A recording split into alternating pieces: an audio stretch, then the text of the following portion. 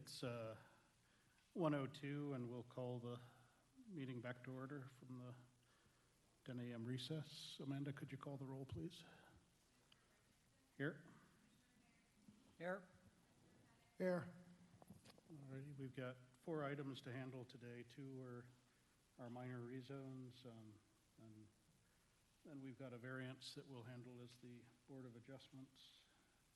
And then the final item is a minor change to a service plan. So we'll start with the border rezone, and once we're up on the screen, I guess we can go ahead and open public hearing on that. I'll make a motion. We open public hearing on Porter Rezone RZ-20-0071. Second. We have a motion and a second to enter public hearing on the Porter rezone. All in favor, please say aye. Aye. Aye. Okay, we're in public hearing. So thank you all for joining us. Again, this is Porter case number RZ-20-0071. The request is a rezone of approximately 10 acres from agriculture to agriculture residential. The landowner is Ellen Giesing and represented by Phil Giesing. The size of this parcel is 10 acres out of a larger 56.55 acre parcel located at 1280 County Road 166 in Elizabeth. So their pre-application meeting was on March 9th of 2020. It was held in combination with Goose Creek Business Park, which is a separate project located on that same 56 acres. The formal application submittal was July 8th of 2020. We took a moment to have a clarification meeting on July 9th, 2020, and we met to discuss and differentiate those 2 projects being pursued by Phil. So our referral process was first through September 29th through October 21st of 2020. December 22nd, Phil decided to make a site modification and moved this 10 acres from the north of the site down to the southeast corner. Excuse me. Our second referral took place from January 11th to the 25th of 2021. We were seen or heard at Planning Commission on April 20th, 2021, and approved 7-0. Today is May 12th, and we are at the Board of County Commissioners. So notice was mailed to property owners within 1,320 feet of the property boundaries on April 6th of 2021. The sign was posted adjacent to County Road 166 on April 4th of 2021, and newspaper notice was published in the Elbert County News on March 25th of 2021. So our existing conditions, on the left, you'll see the overall 56 acres with an ownership strip that does run down to County Road 166. On the right, you'll notice to the south is mostly agricultural properties. To the north, we have RA and RA1. This is a 56-acre parcel of rolling grasslands with an overall grade change of approximately 85 feet from northwest to southeast. There are 2 check dams on the property, one located roughly in the center and one located to the southwest. There also is an area of planted trees to the center east part of the property. There are no mapped floodplains in the project area, but there are 3 seasonal freshwater ponds, and those lay outside of this 10 acres that we're discussing today. So no critical wildlife habitat was identified. Again, some pine trees have been planted, and that covers approximately 1.5 acres of the property. So you'll see on this map the 3 freshwater ponds that I was mentioning. And on the right, you'll see the original siting of that 10 acres located towards the north of the property line. As you'll notice in this exhibit, which is current, that 10 acres is located in the southeast corner of the property. And called out is a blow up of the new easement, the access easement that's been established and identified as a private road, which will be called Tree Song Way.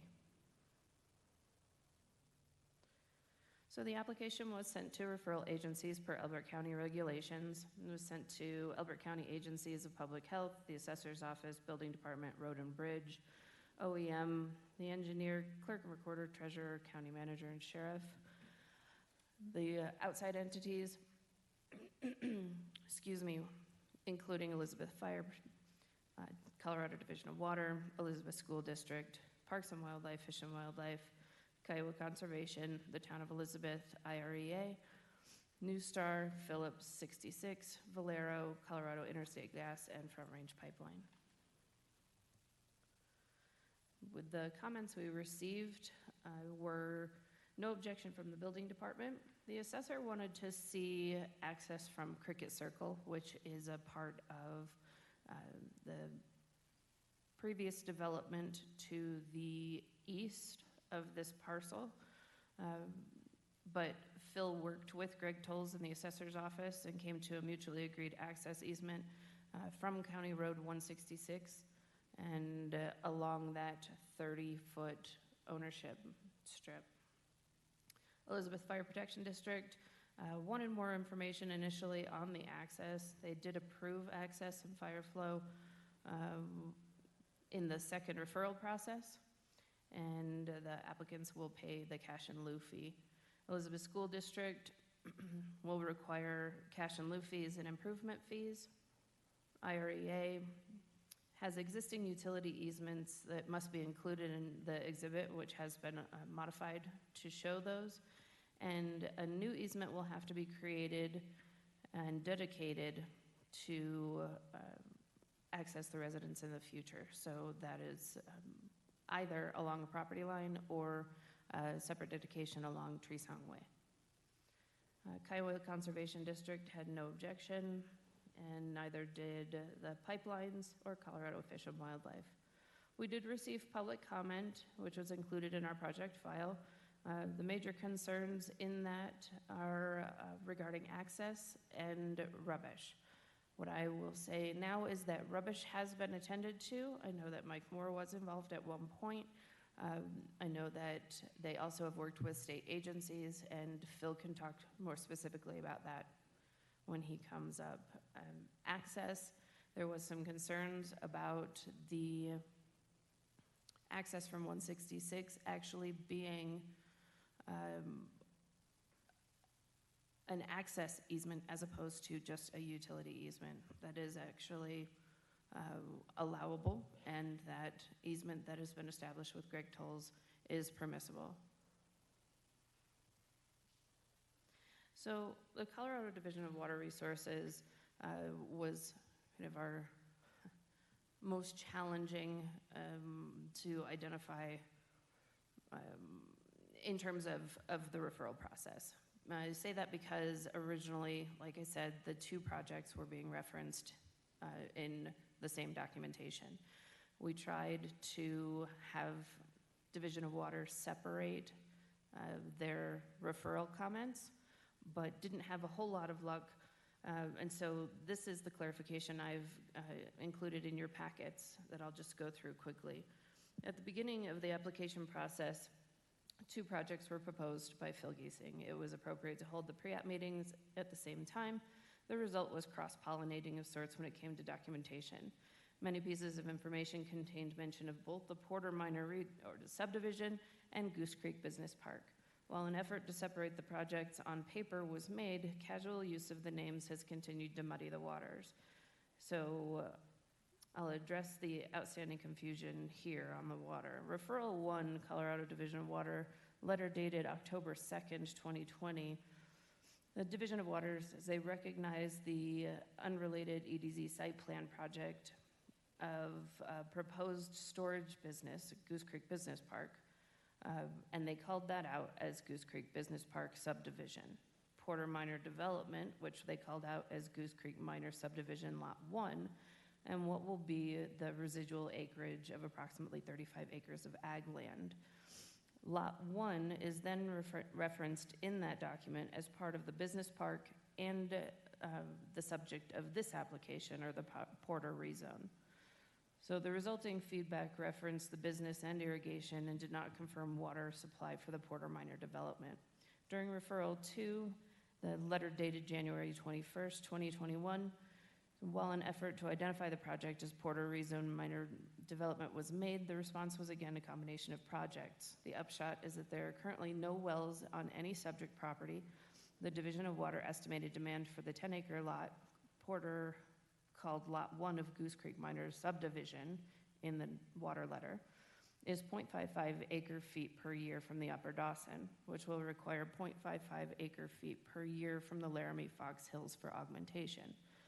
The water supply source proposed by the applicant is the Denver Basin, and the wells to operate pursuant to the decree and augmentation plan granted in Division 1 Court, case number 96CW037. The final statement in that decree is, in the response letter is that the ability for the lot to obtain well permits and the allowed uses will be determined at the time of application are submitted to and received by the state engineer's office. Wells withdrawing water from the Upper Dawson Aquifer must be operated in accordance with the decree, augmentation plan, and well permit conditions.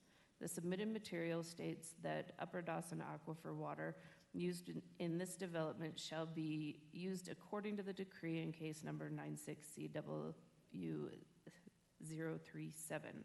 However, the applicant should be aware that all wells pumping water decreed in 96CW037 in other aquifers must also be in accordance with the decree.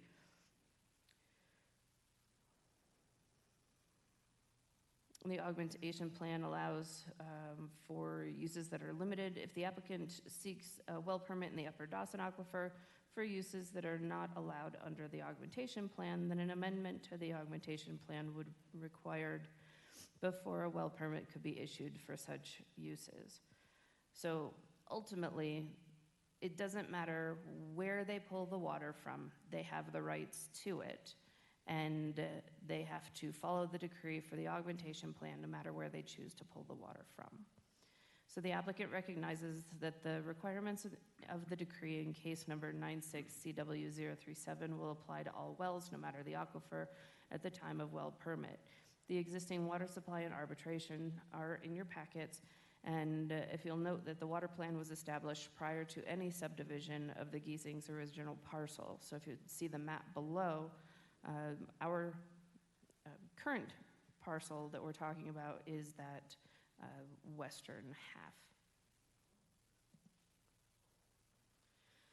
So per Article 3C4 of the Elbert County zoning regulations, which lists review criteria A through F for all rezone requests, the 6 criteria being as follows.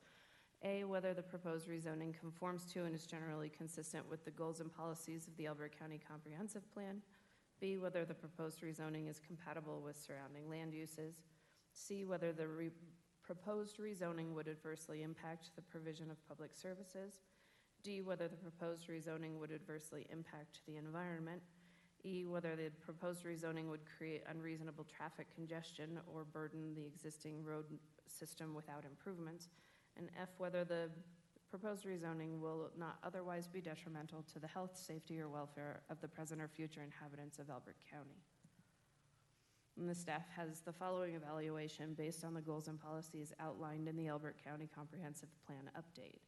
The land use goals for residential development are outlined on page 55 and state the following. Elbert County supports residential development by encouraging a range of lot sizes and residential densities associated with available roads and infrastructure, and by encouraging the designation of open space and the preservation of areas of visual, historic, and natural consequence. Transportation policy TR1 states new development is encouraged to locate proximate to improved arterial roads, or such roads should be provided by the developer. Transportation policy TR2 states proposed roadway systems should be planned to minimize negative impact on the environment and to adjacent land uses. And residential policy RD2 states to preserve open space and preserve the rural character of Elbert County.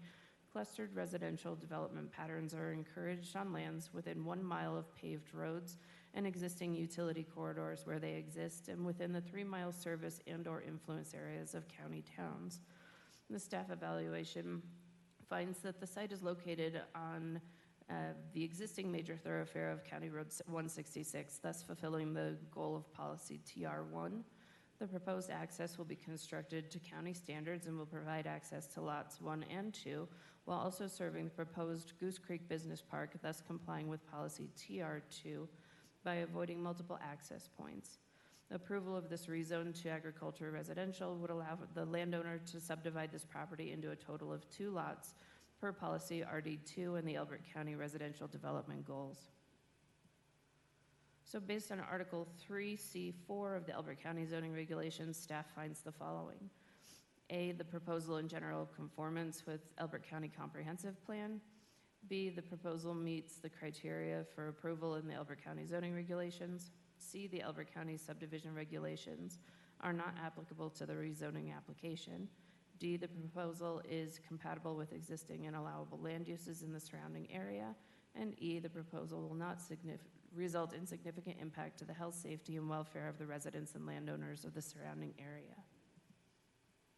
So staff recommends the Board of County Commissioners recommend approval of the rezone of Porter RZ 200071, subject to the following conditions. The applicant will be required to remove the public hearing sign within 7 days of approval of the Board of County Commissioners. The rezone shall not become effective until all fees are paid, conditions of approval are met, and the rezone exhibit is recorded, and recordation of all appropriate documentation is to occur within 180 days of Board of County Commissioners approval. And thank you for your attention. Thank you, Jen. Do you have any questions for staff at this time? I've just got one quick question. Reading that water stuff, Goose Creek Business Park, does it exist? No, that's the other project that Phil's working on. But we're not hearing that now. We are not. Okay. I needed to mention it in terms of trying to separate those two names out. Okay, but it does not exist now. It does not, and it is not a topic of conversation today. Thank you. Okay. And I just, to clarify, is there an application in for that, or is that still a pre-application? We have moving formal parts, so it is not yet to referral. Okay. We're kind of in between pre-app and formal Okay. application. Okay, thank you. I'd like to invite the applicant up at this point.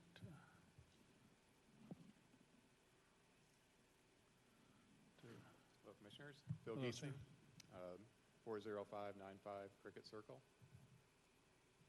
I don't hear very well. Tell me your name again, please. Phil Giesing. We own the property that is adjacent to County Road 166, where the easement comes through. And we moved that easement off of the 30-foot ownership to get access for visibility at a safer sight distance at that location. Okay. I think Jen did a great job on the submittal review. I really don't have anything else to add unless you have some questions. We're just looking forward to providing a home for our grandkids' parents so we can keep them in the state. Otherwise, they were looking to move out of state, so Okay. I appreciate that. And then you own the Lot 1 in Whispering Pines? Yes, we do. Okay. Just to confirm, the easement for access, is there any easement on Lot 2 of that, or do you own Lot 2 as well? No, I don't own Lot 2.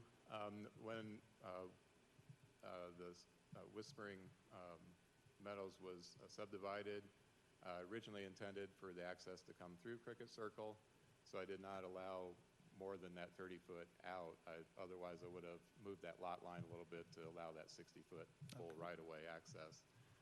It was later that, for reasons I'm really not sure, I think, I really don't know why, but the county commissioners took that access away and left me back with the 30-foot ownership out to Singing Hills Road, which ended up a huge blessing because then it allowed you guys to rezone that economic development zone, which I plan on doing that business park, and I'll be coming in with that within the next few weeks. Okay. Questions? Yeah, and just because Jen kind of teased it, she said there was some issues with rubbish and state activity that you further elucidate, so. Yeah, the rubbish was around the house when I built it. My mom was diagnosed with cancer, had to go back to Illinois quite a bit, and then I did hire another contractor to finish the house, and we did have a CO when we moved in, contrary to some other emails that you might have. And then as far as the gravel pit area, that pit was actually opened up by the county to build Singing Hills Road, or County Road 166 at the time. When I bought the property, it was still opened up, and I have taken some more material out of there, and I plan on using that material to build my road also, and then probably top it off with gravel for the fire department requirements. I guess the other, just the two small dams, are those conservation district dams or that they maintain? Yeah, there were dams that the original homeowner had put on back in the 30s. Okay. I think I even have the bill of sale for it. It was like $160 that it cost him to put those in. Okay. And yeah, I don't plan on doing anything with those for this development, but the other business park will occur over top of one of the dams, and I will be taking that one out and adding a detention pond for the facilities that I'm building. Okay, yeah. I guess for this point, we're just looking at the rezone of that one, so, and access, so. I don't have any questions other than that. Do you? Okay. At this point, I would open this up for public comment. If there's anybody that has any comments, I'd ask you to come forward. Seeing none, I'll close public comment, and I would accept a motion in regard to this application. I'll make a motion, we approve Porter rezone RZ-20-0071. With the Second. conditions? And you accept the conditions as they were presented, right? Phil Giesing, yes, we do. Okay. Okay, with the conditions as stated. Second. Okay, we have a motion and a second to approve the application with the conditions as provided. All in favor, please say aye. Aye. Aye, motion carries. Thank you, sir. Thank you very much. All right. I'd accept a motion to close public hearing on this item. I'll make a motion, we close Porter rezone RZ-20-0071. Second. Okay, motion and a second to close public hearing on the Porter rezone. All in favor, please say aye. Aye. Aye, motion carries. The next item I have up is somewhat similar in nature. It's the Jubilee rezone. I would accept a motion to open public hearing on that item. Mr. Chairman, I move that we open the rezone request for Jubilee rezone RZ 21-0015. I'll second. We have a motion and a second to open rezone 21-0015. All in favor, please say aye. Aye. Aye. We are in public hearing on this item. Looks like we're up. Greg, you have the helm.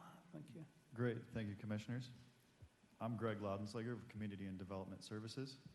Today, we are taking a look at Jubilee, case number RZ-21-0015. This is a request to rezone approximately 25 acres from Agriculture A to Agriculture 2 and approximately 10 acres from Agriculture A to Agricultural Residential AR on property located at 9662 State Highway 86, Kiowa. The landowners are Adam and Ashley Weidelman. The applicant representative is Tom Maroney. The size of the property is 35 acres. It's located at 9662 State Highway 86, Kiowa, which is a quarter mile west of the town of Kiowa. Pre-application meeting was held December 3rd, 2020. A community meeting was held January 6th, 2021. Formal application was made on February 4th, 2021.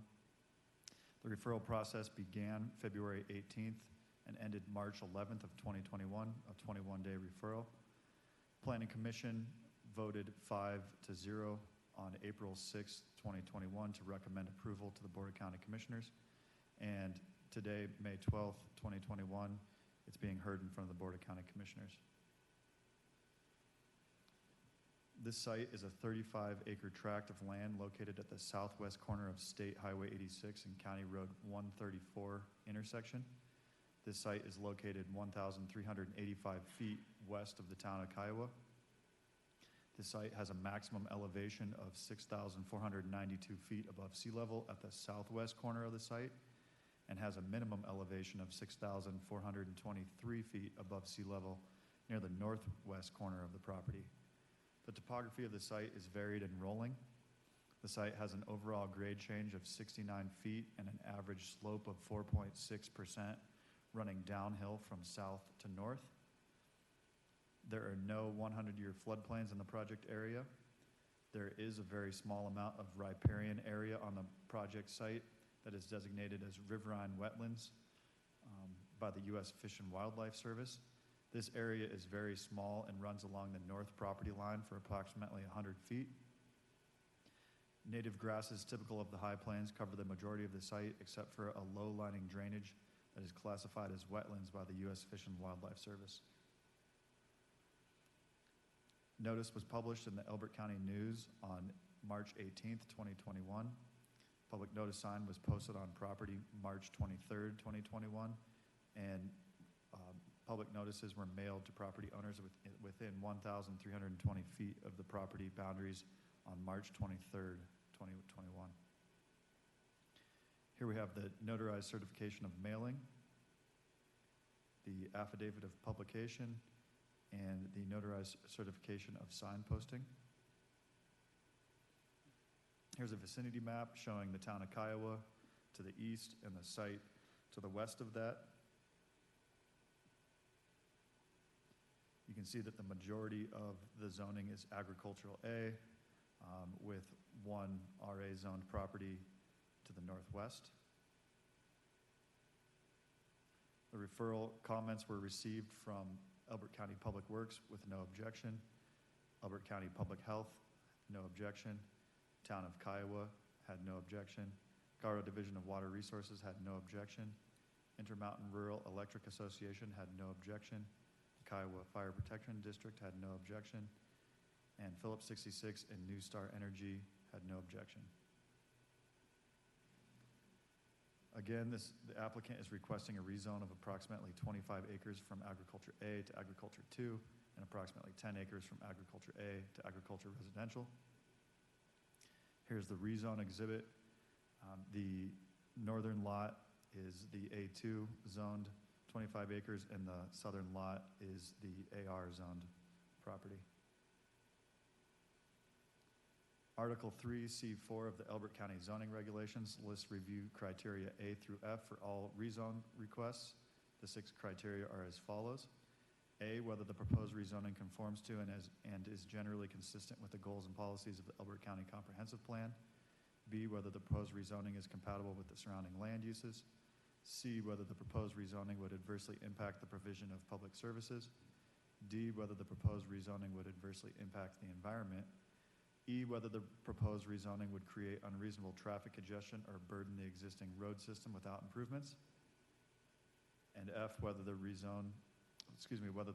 proposed rezone will not otherwise be detrimental to the health, safety, or welfare of the present or future inhabitants of Elbert County.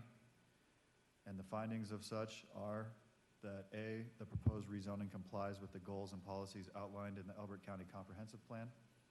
B, the land uses in the surrounding area are agricultural and single-family residential. These uses are compatible with the single-family residential uses being proposed. C, the proposal will not adversely impact the provision of public services. D, the proposal will not unreasonably impact the environment. E, the proposal will not create an unreasonable increase in the amount of automobiles that travel along County Road 134 or State Highway 86 on a daily basis. And F, this proposal will not be unreasonably detrimental to the health, safety, or welfare of the present or future inhabitants of Elbert County.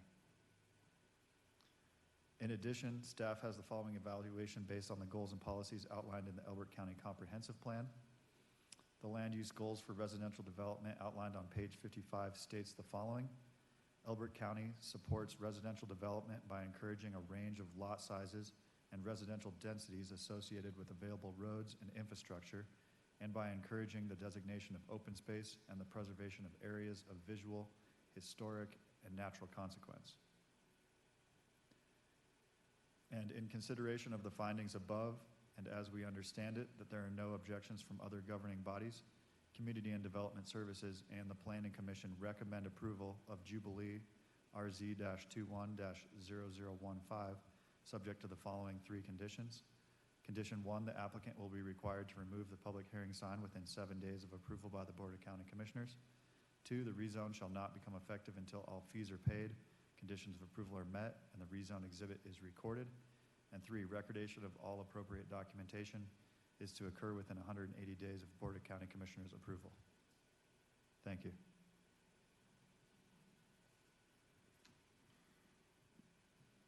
Any questions of staff at this time?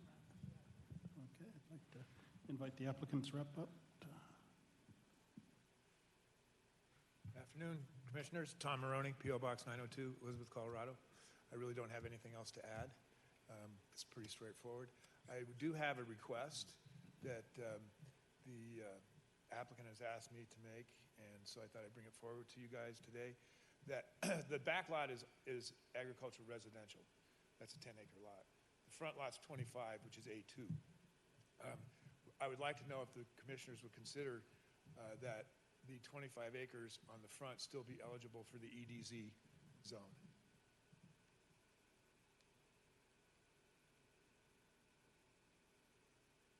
My belief it is.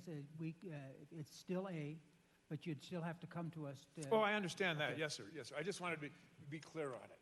Okay, but it is A2, so I just wanted to bring that up because that's really what's going to happen on the front.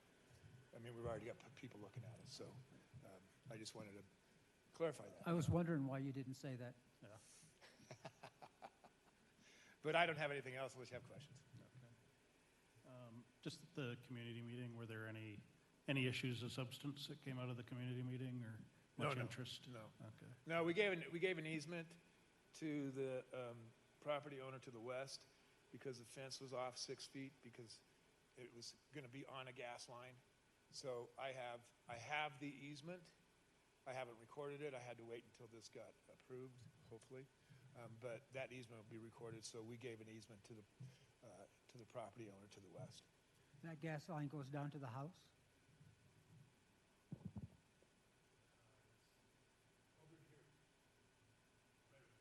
Yes. There's a fence line, and that fence was off about 6 feet because of the gas line. We didn't want to put it on top of the wall. All right. Any questions on this one? Okay. All right. That was really the only question I had. Do we have anybody that would like to make public comment on this item? Seeing none, I'll close public comment at this time. You don't have to come back up to the mic. I'm assuming you're okay with the conditions that were placed? The applicant is good with the conditions of approval. Yes, sir. Okay. So with that, I'd accept a motion. I'll make a motion, we approve Jubilee rezone RZ-21-0015. With the conditions of approval, I second. Okay.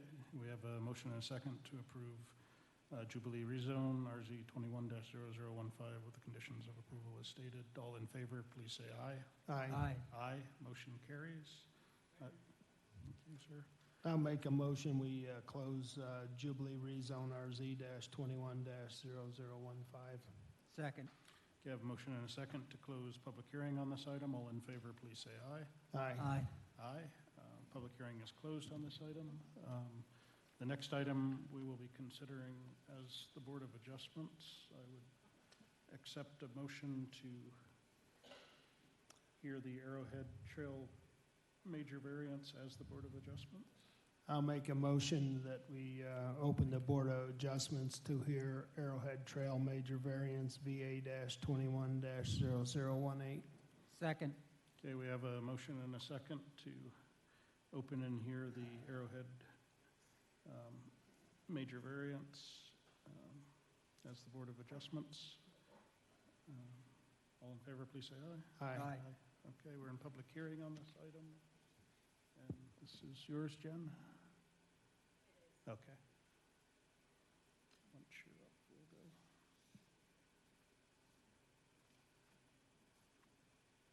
So thank you all again. This, excuse me. This hearing is actually a continuation from, oh, for Pete's sake. Every time. Yeah, well, half the Good time catch, today. though. Yes, they are pretty flowers.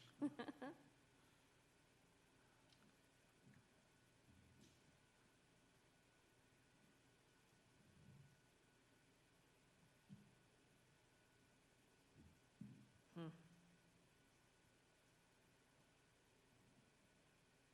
There we go. Oh, there we go. We're good on both. Okay, so this is Arrowhead Trail Major Variance, case number VA-21-0018.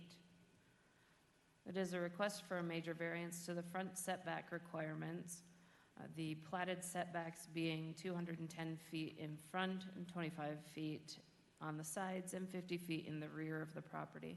The requested setbacks are 82 feet in the front, 25 feet in the on the sides, and 50 feet in the rear.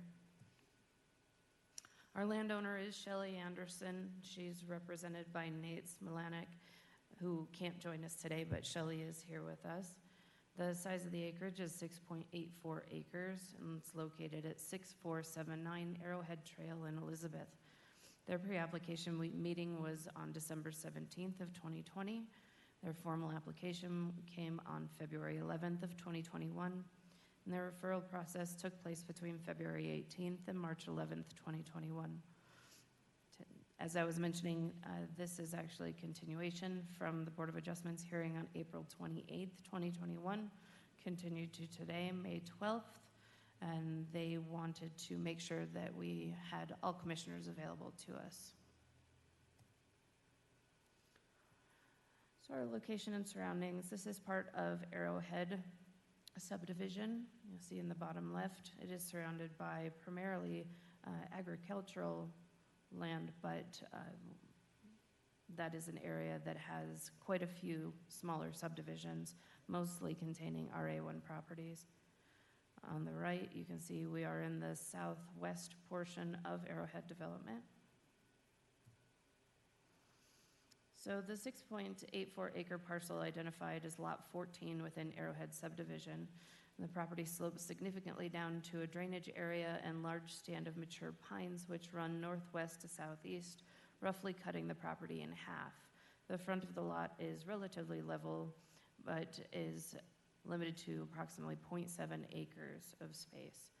There are no mapped floodplains in the project area, but a narrow strip of riverine wetland runs through the drainage area at the base of that hill and it crosses the entire lot. As I mentioned, native mature pines cover approximately 0.9 acres in the center of the lot, and a scattered handful are spread across the rest of the acreage. So you can see in those images below that both the topography that we're looking at, we have a significant slope down to the drainage area adjacent to the pines, and then it levels out a little bit, but continues to slope gradually down to the southwest.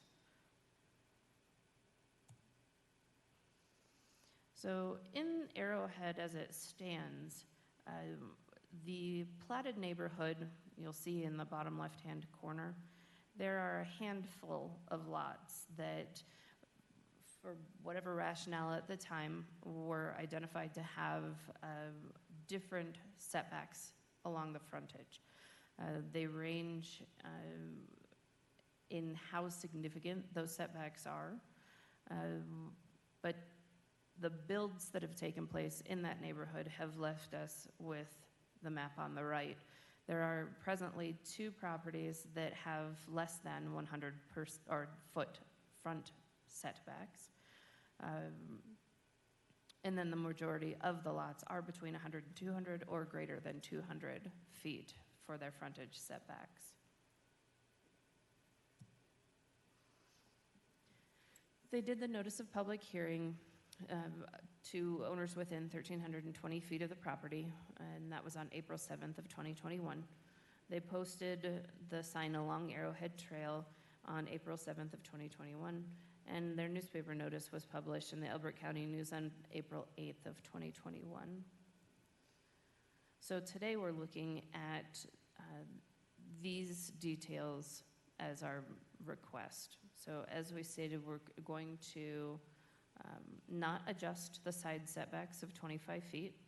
We're just looking at that 210 feet, which you'll see in the left-hand drawing called out, goes all the way to the back of the flat area and actually allows for building starting at the slope. So on the right-hand side, you'll see their proposed residential siding, which is within 82 feet of the front property line, but allows them to have not only the residence driveway and parking area, but the leach field in the flatter area, so they don't have to design an uphill or downhill system. So the application was sent to referral agencies per Elbert County regulations. Elbert County agencies being Health and Human Services, the Assessor's Office, Building Department, and Road and Bridge. We also sent it to Elbert Fire Protection District, IREA, and the Kiowa Conservation District. We had no objection from Road and Bridge, Public Health, or the Assessor's Office.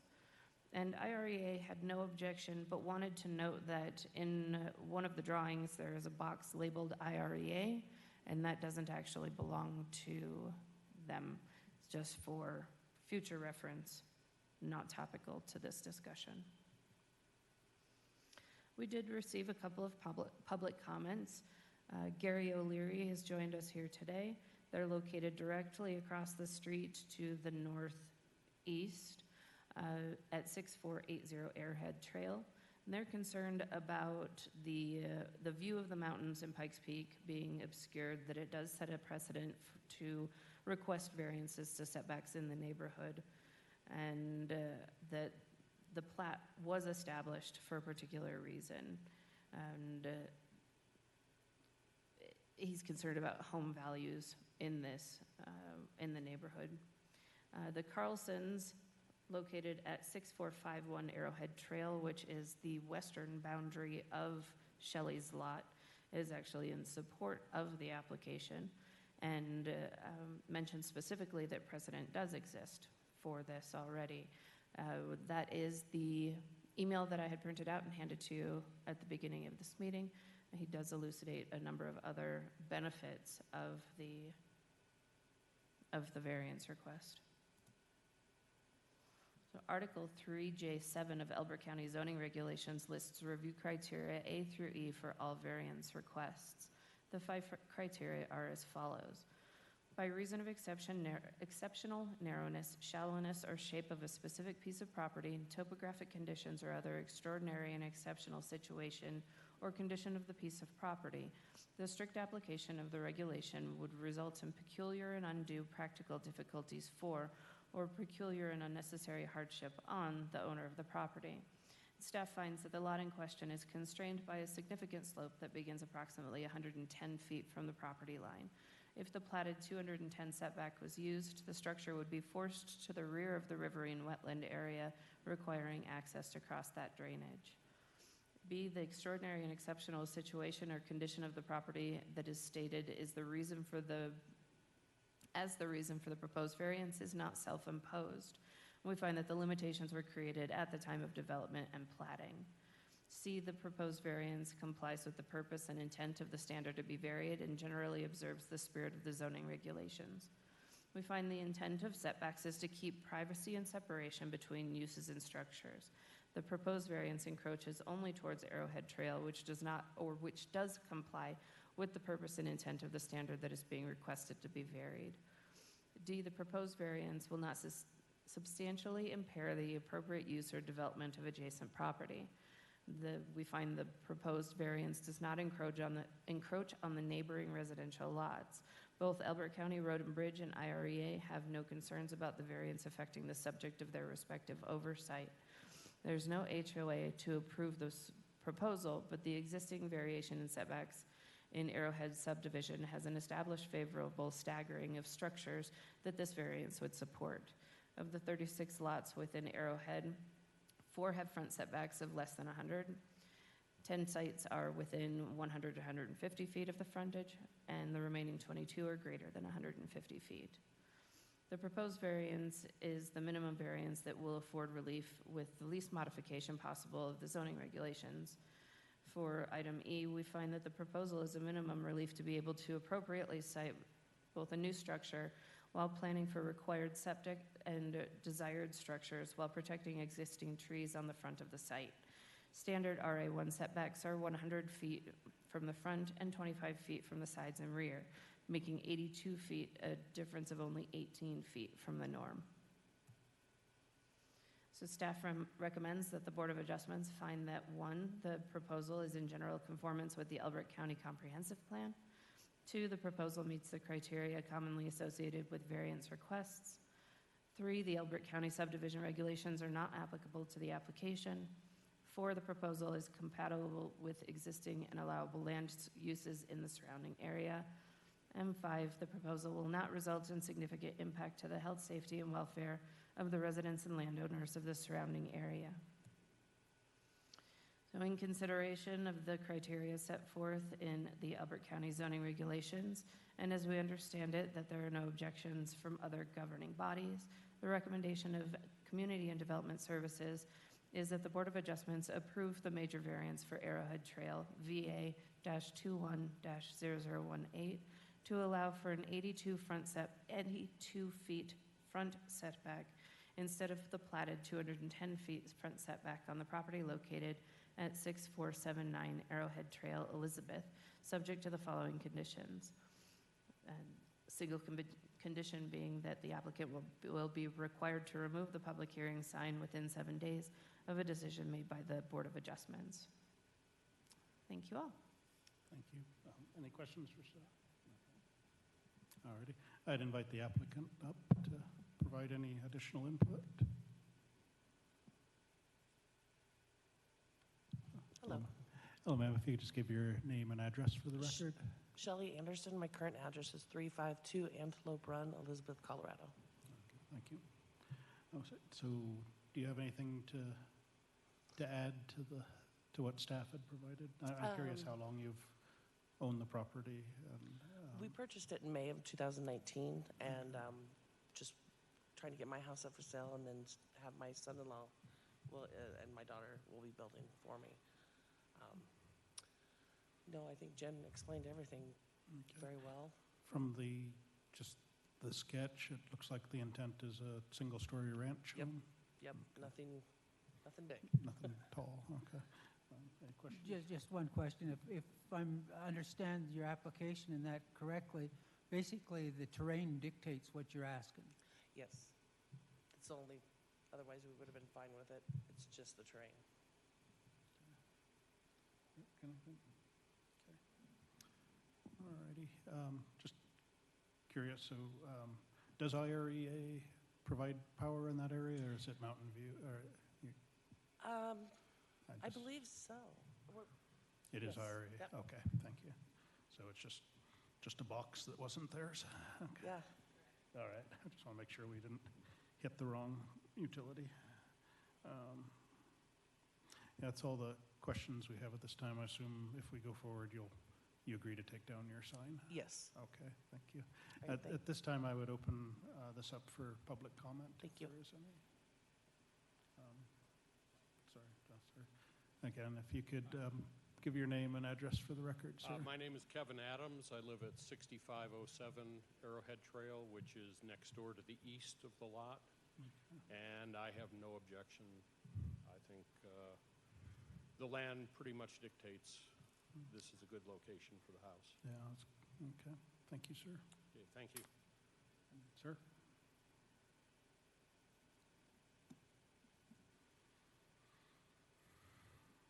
Good afternoon. My name is Gary O'Leary, and I live at 6480 Arrowhead Trail, and we've been out there for 30 years. So way back then, we made our buying decision, although our dear friend who owned that property swore that she would never sell that land. I still went by the information and legal documents that, well, at least they got to be a couple hundred feet out from the road. And this directly affects our view. Now, this gentleman, what I found, there's other people that care out there, but my problem is they're not building in front of them. So the further in that this new home's going to be, this is actually a benefit to the house next door because they're not looking to the right and looking directly at it.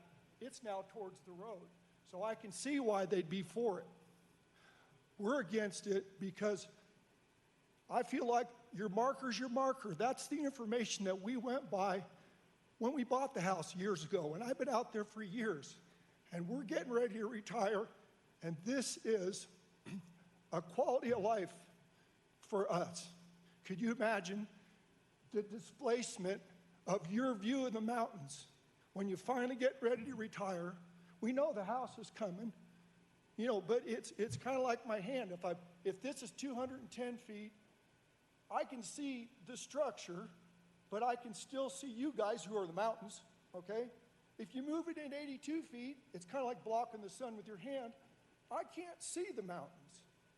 So my main objection, and you know, I don't want to be the causaire, and I don't want to make any problems for somebody with structural and leach fields and all that. We understand it. Maybe there's a compromise. 82 feet's too close to the road, and it directly obstructs our view. So I would ask the county and all the folks involved, you know, and you know, we're going to be welcoming, you know, no matter which way this goes, we're not going to be grumpy about it, and we're just, you know, we're going to do the right thing. But I would just ask consideration, maybe there's a compromise where it's 150 feet. So that is pretty much all I've got to say, unless you got a question for me. Commissioners, real quick, I did zoom in on this screen. This is a photo that Gary sent me. So this is from his property towards Shelley's property. You can see our sign on her fence line. If I may, sir, what location on was that taken from your front steps? No, I'm actually walking up my property. Okay. I had, my perspective back at the house is what you see up that way, and you see Pikes Peak and Okay. that. Okay. Thank you. Okay? No, Thank you for your time. thank you, sir. Ms. Anderson, would you like to respond to that? And, please come forward. And/or staff. I wish my son-in-law was able to make it, but he had a job too far from here. But from my understanding of it, as far as a compromise goes, I don't think the plans, I don't think it would work.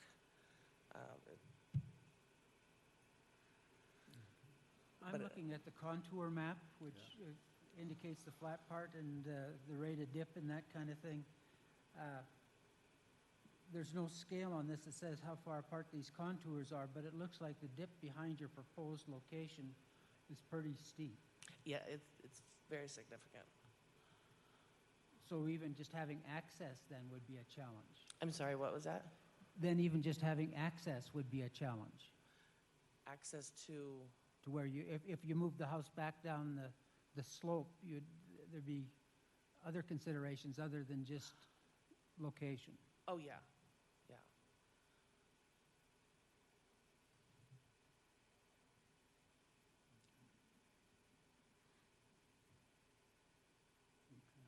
That's all I Okay. have as well. Thank you, ma'am. My main comment, again, maybe it's because I got some geological background, but the contours here are very, very close, which would suggest a very, very steep incline. Looks like it rises again. Yes, Right there's a big dip again, there. so,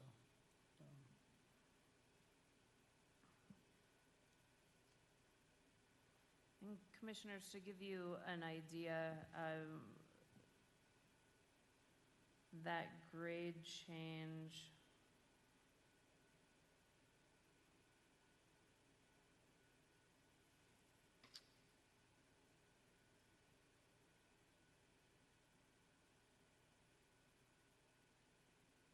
starts about 110 feet from the property line. And it is a significant fall. If I had to put a percentage on it, it's probably in the range of a 25%. That's what Sort my of concern slope. was, because we don't Yeah, allow building above a 25% slope, or 20%, yeah, so. And then building a road down and back up would be a tremendous amount of fill just to have a fairly level road to get across. Then it looks like there's a high spot, and then there's another steep cut. From a practical point of view, and I understand the setback question, I understand that very well. However, nature, I think, here dictates.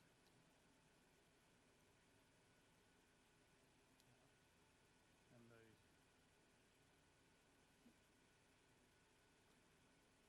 yeah, I mean, we're just looking at setback here. The one thing I would suggest to both of you, and it looks like you're committed to being good neighbors regardless of the outcome, is to look at the actual kind of left to right placement of the house. If, you know, there looks like you're well within the 25 feet left or right. Perhaps there's a construction site that's either a little more to the left or a little more to the right that would open up the view for you a bit more. For the setback piece that's being asked would rule, but the actual home placement is still a. Yeah, please do, sir. Sorry, I have to be overly cautious. My wife's an RN. I'm going to a senior center tomorrow, so I'm sorry. I totally understand. I've been asked to do this. Yeah. Is there going to be another structure, like a metal outbuilding? Okay. So the further to the, well, I guess if you're standing on the road to the left, I don't know my directions. If I'm facing the property from the road, the further to the left would be better for us if I have any sort of wish list, that would help. And I didn't realize of so much of the incline would be such a fact. I just think with earth moving equipment, if they can build houses on bedrock in Founders Village, I would imagine earth moving equipment could handle any sort of little incline, but I didn't think about the leach field and that part of it. Yeah, and it's not often we see contour lines that are so close they're almost touching as they are here. It's clearly very steep.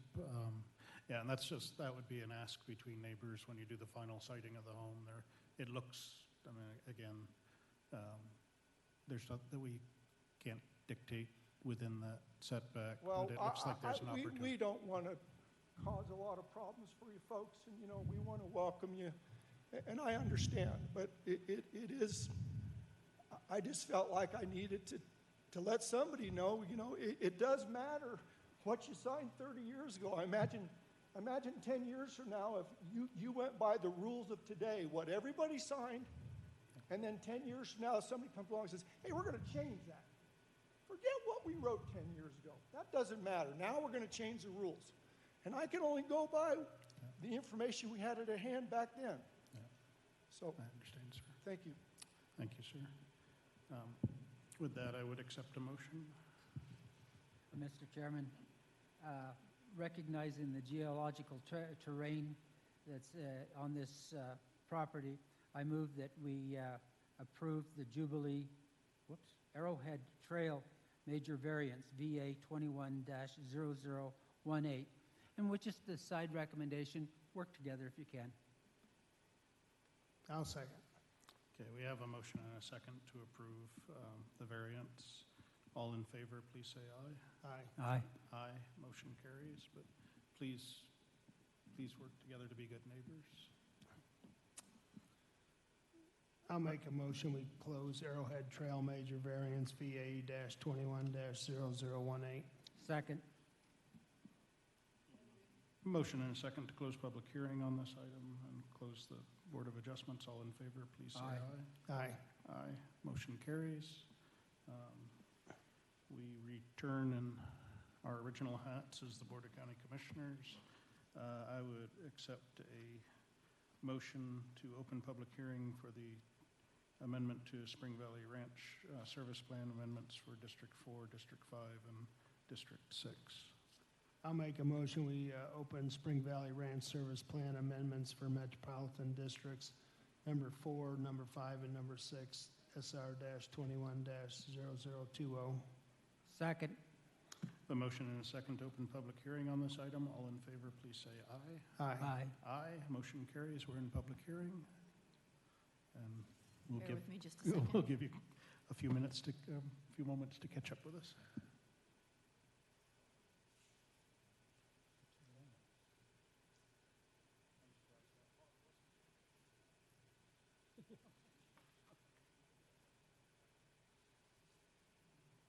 And even if you went down, took the road across that first draw, then you're up on a point right there.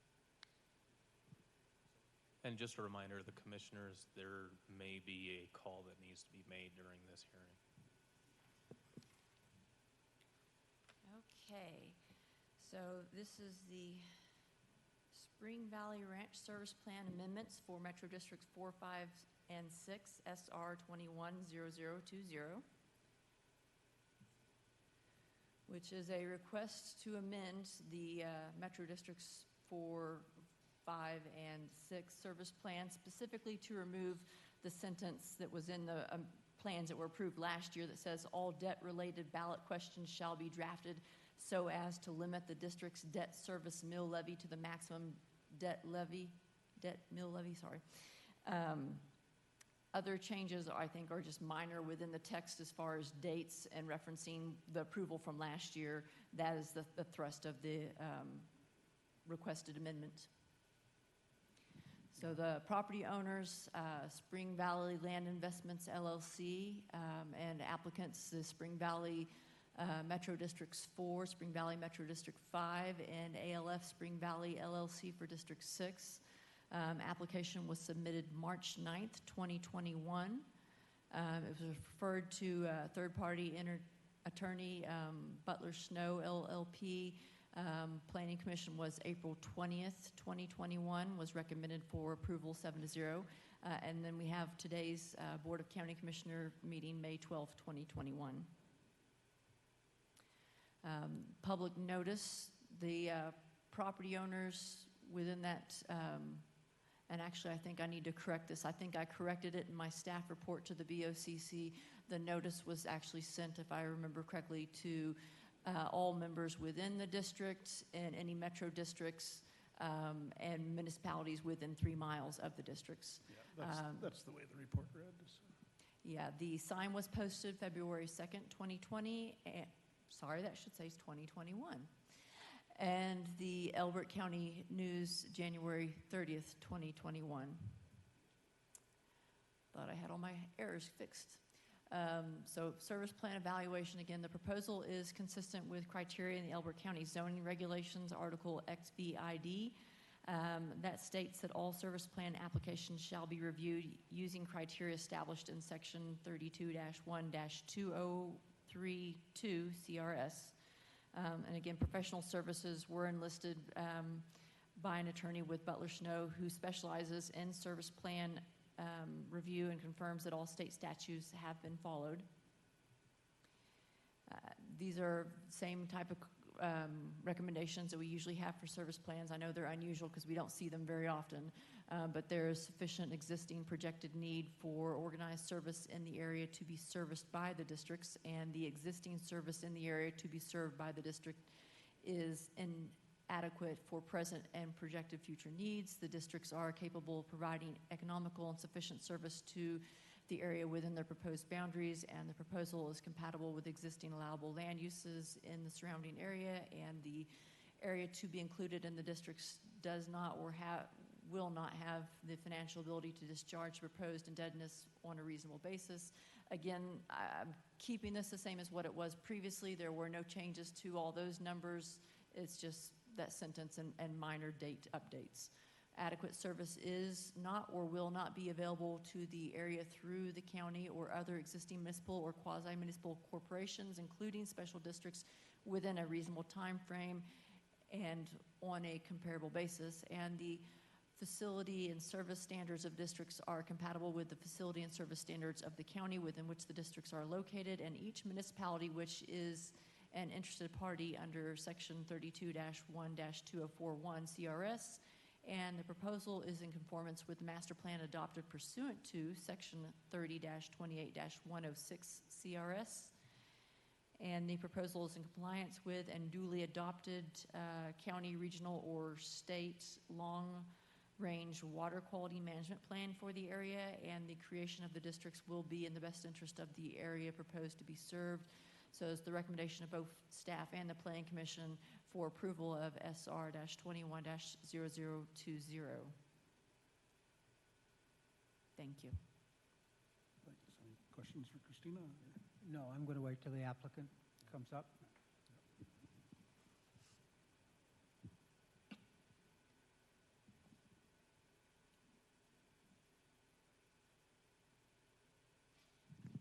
Jim Marshall, need an address, 9591 East Hidden Hill Lane, Lone Tree, Colorado. These three districts are currently undeveloped land. They are zoned. They've been zoned for quite a long time. District 4 does have an approved final plat. You approved it approximately 18 months ago. It's Spring Valley Filing 5. And the districts will be building water, sewer, roads, parks and recreational improvements are generally what the district does build. They are public improvements, and there are no improvements of any kind on any of these three districts right now. So that's about it. It's pretty straightforward. Our attorney is Marianne McGeady. I think she's actually online here if anybody has any specific questions for her. Okay. Yeah, we can get her on the line if we have questions. It seems, I mean, just reading of what's being removed, the maximum mill levy still exists. So Yeah, we it's have kind of a an cap. odd fragment. Yeah, our mill levies are capped. The service plan caps our mill levy. It also caps our interest rates, and it also caps our debt levels.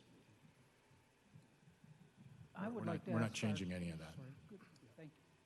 I'd like to ask our county attorney, as you read these documents, did you find any material aspect to them? By the changes, I mean. We've had outside counsel that specializes in special districts review this. I have also reviewed the changes. I believe it's a fairly straightforward change, or a couple of changes that are being made. And my recommendation is for approval as well. And our counsel that specializes in special districts and the amendments thereof did not have any concerns either. Yeah, but the Butler and Snow firm actually represents the county. Yes, yeah. I was going to say, seems very straightforward to myself. Unless you want us to call in your attorney to speak as well. No, I think she'd be quite happy to go do something else with her day. Okay. All righty. I guess at this point I'd ask if there's any public comment on this item. Seeing none,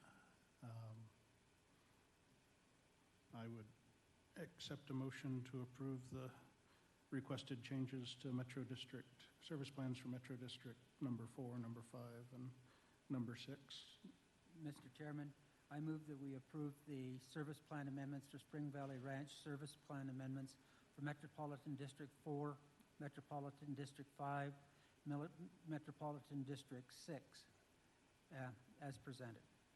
I'll second. So we have a motion and a second to accept the proposed changes to these three Spring Valley Metro districts. All in favor, please say aye. Aye. Aye. Motion carries. I would accept a motion to close public hearing. I'll make a motion, we close public hearing on Spring Valley Ranch Service Plan amendments to Metropolitan Districts 4, 5, and 6.